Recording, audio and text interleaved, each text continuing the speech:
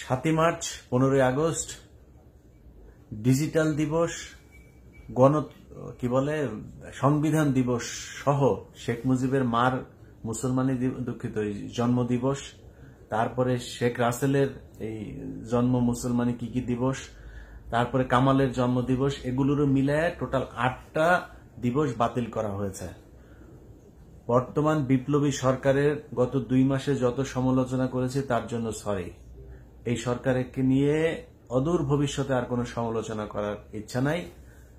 এইটাই চেয়েছিলাম, বাংলাদেশের মানুষ এইটাই চায়। এই 2-4 জন কুকুরের মতো ঘেউ ঘেউ করছে 7ই মার্চ, তাদের রক্তের সম্পর্ক, এদের কথা ভুলা যায়। এই কুকুরেগুলো হচ্ছে শেখ হাসিনা এখন টাকা দেয়, একজনের 2000-5000 করে টাকা দেয়।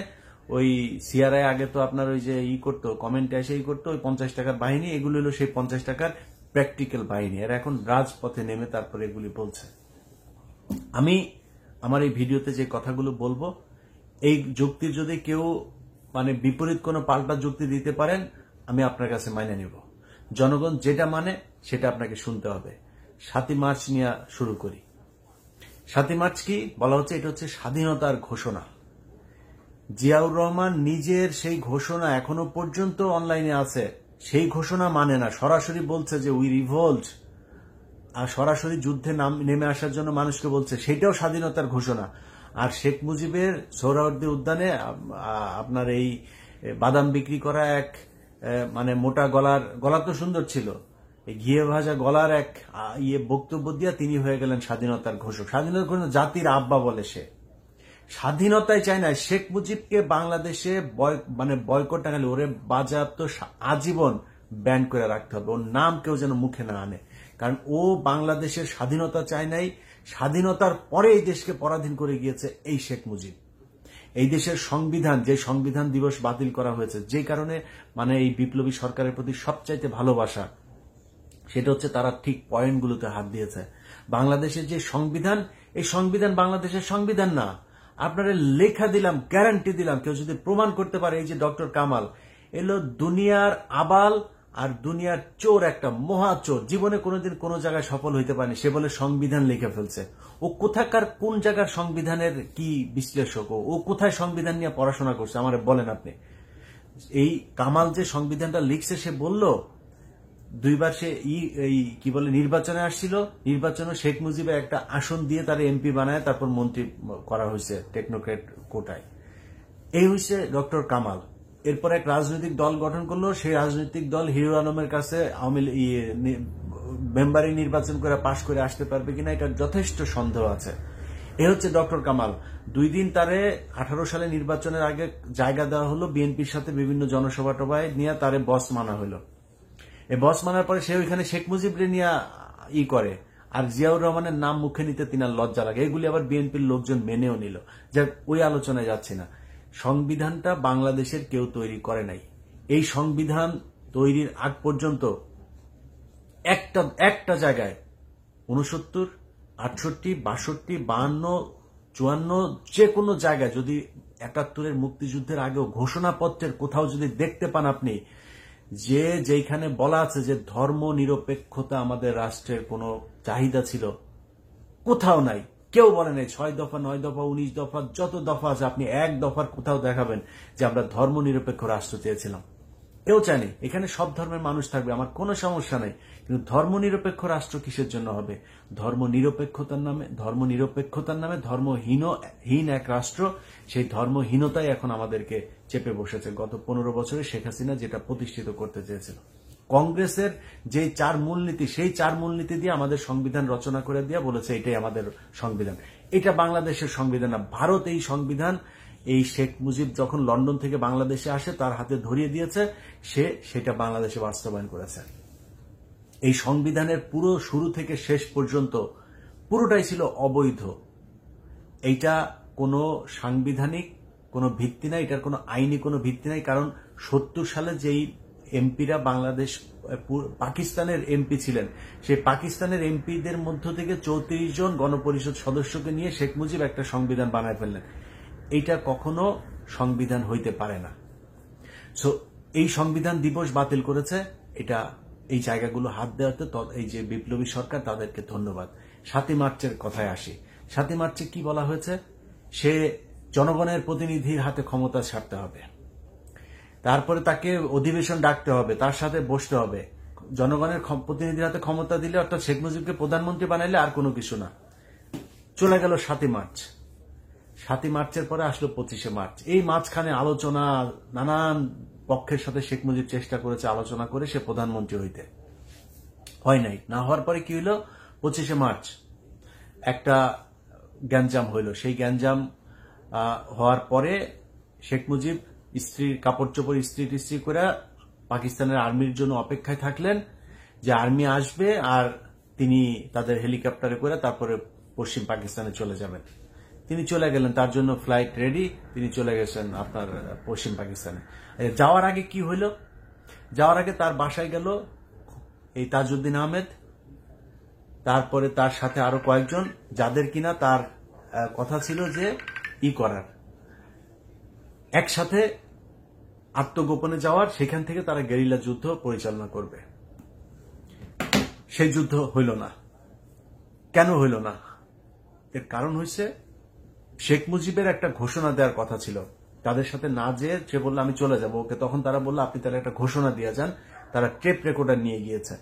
টেপ রেকর্ডার শেখ মুজিবকে যখন বলা হলো, শেখ মুজিব বলল যে না, আমি এই ঘোষণা দেব না, এই ঘোষণা দেয়া যাবে না। তখন বললো আমরা লিখে এনেছি, আপনি লিখিতটা করেন। তো এই লিখিতটা সে আপনার ওর কাছে সিগনেচার নিতে চাইলো। সে বলল না, আমি এটা সাইন করবো না, সাইন করলে পাকিস্তানি সরকার আমার রাষ্ট্রদ্রোহী হিসাবে তখন ফাঁসি দিয়ে মারবে। আচ্ছা, এই যে কথাটুকু এই যে বললাম, এই আমার এই লাস্টের 30 সেকেন্ডের যে কথাটুকু বললাম, এই কথাটুকু আমার কথা না, কিন্তু এই যেটুক কথা বললাম 27 তারিখের আগে ওই যে রাতে সে যে রেকর্ড দিতে চায় না, এই সাইন করতে চায় না, এই সব তাজউদ্দিন আহমেদের কথা। তার মেয়ে তার বইতেই লেখাগুলো লিখেছে। যান, তাজউদ্দিন আহমেদ নেতা ও পিতা বই পড়ে দেখেন, সম্ভবত 145 নম্বর পাতায় আছে। সো এই শেখ মুজিব তাজউদ্দিন আহমেদকে বলো, তাজউদ্দিন বেশি কথা বলো না, বাড়িতে যাও, নাকে তেল দিয়া ঘুমাও, 27 তারিখ হরতাল। এই যেটা বললাম এইটাও তাজউদ্দিন আহমেদ বলেছেন। তার মেয়ে তার বইতে সেই কথাটা লিখেছেন যে নাকে কোট আনকোট, নাকে তেল দিয়ে গিয়ে ঘুমাও, 27 তারিখ হরতাল। এটা হচ্ছে শেখ মুজিবের কথা। এই কথা বলে তারপরে তিনি চলে গেলেন পাকিস্তানিদের সাথে, পাঞ্জাবি ইস্ত্রি করা পাঞ্জাবি বাক্স টাক্স নিয়ে চলে গেলেন।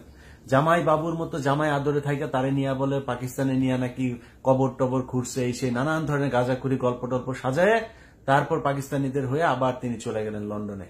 লন্ডন থেকে সেখানে আসার পথে তিনি বাংলাদেশে তখন আবার ইন্ডিয়ার কোরামে ঢুইকা তখন আবার তিনি ইন্ডিয়াপন্থী। সো এই বদমাইশ ছিল বেসিক্যালি একটা ক্ষমতা লোভী। ক্ষমতার জন্য সে সবকিছু করতে পারত। এই সোহরাওয়ার্দী সহ শেরে বাংলা সহ নানান এখানকার যত নেতারা ছিল সবাই মিলে তাকে বলা হলো যে আমরা পশ্চিম পাকিস্তানিদের সাথে মিশবো না। সে যায় গোপনে 4 দিনের চূড়ায় মন্ত্রী হয়ে গেল। আপনারা শেখ মুজিব সম্পর্কে এখন যে যত কথাই সুন্দর করে বলেন, এটা তো আমি অন্তত শুনবো না। আমার এই ইউটিউব চ্যানেলে 5-6টা ভলিউম আছে, ওইখানে দেখেন। আমার নিজের কথা না, ওইখানে বইগুলো লেখা আছে, কার কার বই।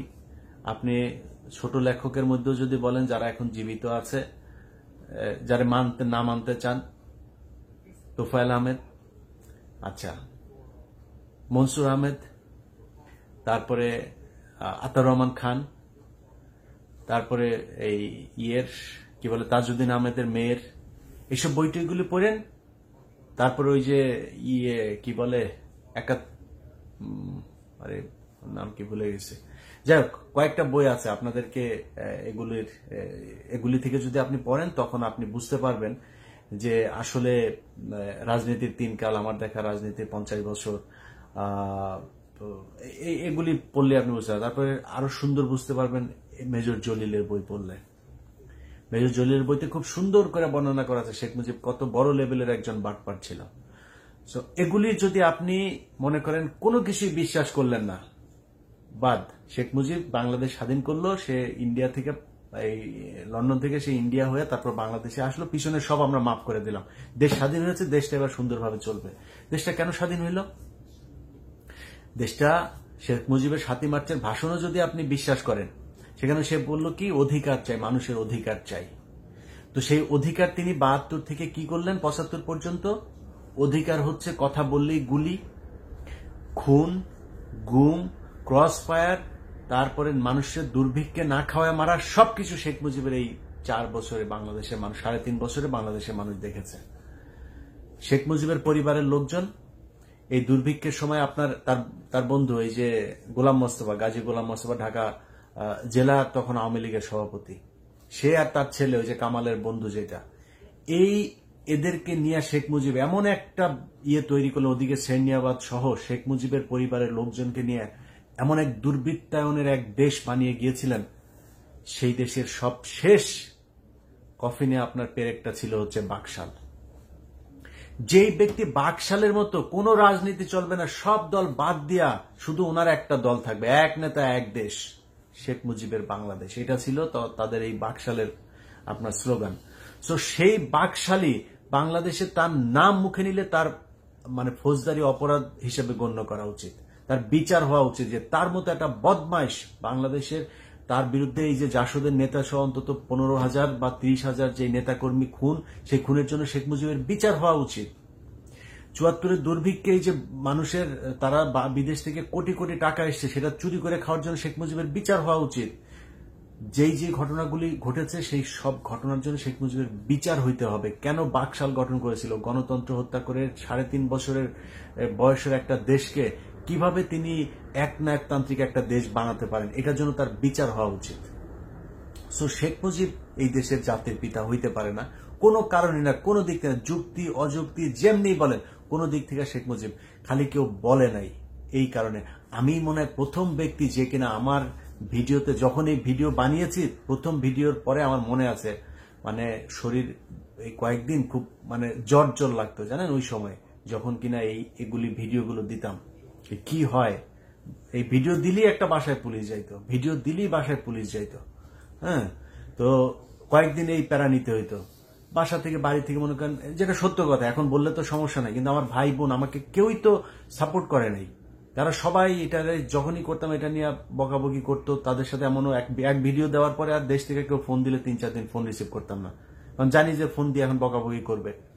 তো তাদের উপর দিয়ে এই প্রেশারগুলো গিয়েছে, এই প্রেশার নিয়ে তারপরে এই ভিডিওগুলো করতে হয়েছে। ভিডিওগুলো দেখেন, সেইখানে শেখ মুজিব কত বড় মাপের একটা বদমাশ, এটা সেখান থেকে বুঝো। আমি এমনিতে তার সাথে তো আমার ব্যক্তিগত সমস্যা নাই না, আওয়ামী লীগকে কেন ঘৃণা করি, কারণ এই কারণে শেখ মুজিব কখনো পাকিস্তানের কখনো ভারতের, যখন যার পক্ষে তার সুবিধা এসেছে তখন সেটা করেছে। অতএব শেখ মুজিবকে বাংলাদেশে ব্যান করতে হবে। আমি মনে করি আসিফ মাহমুদ তিনি যেই ফেসবুকে যে পোস্ট করেছেন, আসিফ নাহিদ, আপনাদের কাছে অন্তত এইটুকু প্রত্যাশা বাংলাদেশের মানুষ, আপনারা সরাসরি এই যারা রক্ত দিয়েছে তাদের ওইখান থেকে, ওই রাস্তা থেকে আপনারা উঠে এসেছেন। আপনাদের কাছে অনুরোধ, এই খেলাধুলা এগুলির পাশাপাশি রেখে আপনারা এই সংস্কারটার দিকেই নজর দিবেন। আপনাদের সাথে বাংলাদেশের মানুষ আছে।